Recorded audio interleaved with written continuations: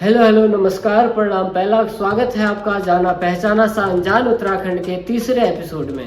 आज मैं बात करने वाला हूं उत्तराखंड में श्रावण मास के पहले दिन मनाए जाने वाले त्योहार हरेले की। तो चलिए वीडियो में आगे बढ़ते हैं। ये तो आप सभी लोग जानते ही होंगे कि हिमालय पर्वत श्रेणी में बसे हुए पहाड़ी लोग नेचर से कितना ज्यादा जुड़े हुए हैं। नेचर से जुड़े हुए होने के कारण वो जंगल, पहाड़, भगवान सबकी पूजा करते हैं। और त्योहार तो पहाड़ियों के कल्चर में इतने ज्यादा है जितने कि हिमालय में जड़ी बूटियां भी नहीं होंगी। हिमालय में भारत का एक राज्य है उत्तराखंड। उत्तराखंड में भी विशेषकर कुमाऊं रीजन में सावन के महीने पिछले 9000 साल से हरेले का त्योहार मनाया जाता आ रहा है। हरेला का अर्थ होता है हरियाली। इसको मनाए जाने के पीछे एक छोटी सी दंत कथा है, आपको सुना देता हूँ। तो आज से लगभग 9000 साल पहले हिमालय के इस क्षेत्र में सूखा पड़ गया था। सारी फसलें सूख गई थी, जंगल सूख गए थे, चारों ओर त्राहिमाम मच गया था। तो यहाँ के स्थानीय निवासियों ने शिव जी की तपस्या करना शुरू कर दिया और जब शिव जी प्रसन्न हुए तो उन्होंने यहाँ बारिश करवाई।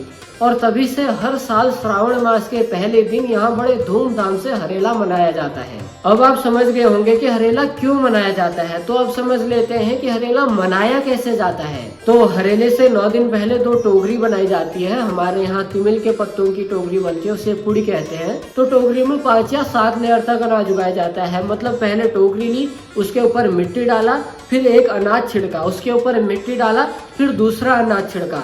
ऐसे करते करते 5 या 7 लेयर तक अनाज छिड़कते हैं। हमेशा हर लेयर में अलग अनाज होना चाहिए। जैसे पहले में मक्का डाल दिया, दूसरे में सरसों डाल दी, तीसरे में गेहूं डाल दिया, ऐसे ही चौथे में कुछ और, 5वें में कुछ और। अब टोकरी में जब अनाज बो दिया तो टोकरी को घर के ऐसे कोने में रख देना जहां प्रकाश नहीं आता हो।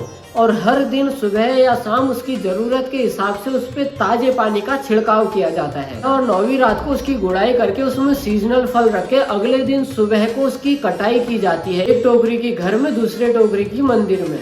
हरेला काट करके घर के सभी सदस्यों को हरेला पूजा जाता है और आशीर्वाद दिया जाता है।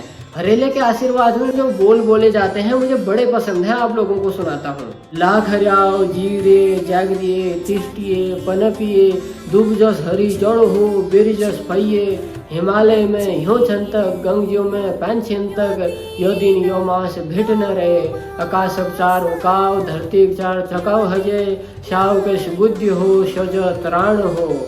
इसका हिंदी मतलब होता है तुम जीवन पथ पर विजयी बनो, जागृत बनो, समृद्ध बनो, तरक्की करो। धूप घास की तरह सदा तुम्हारी जड़ें हरी रहें, बेर फल की तरह तुम्हारा परिवार फलता फूलता रहे।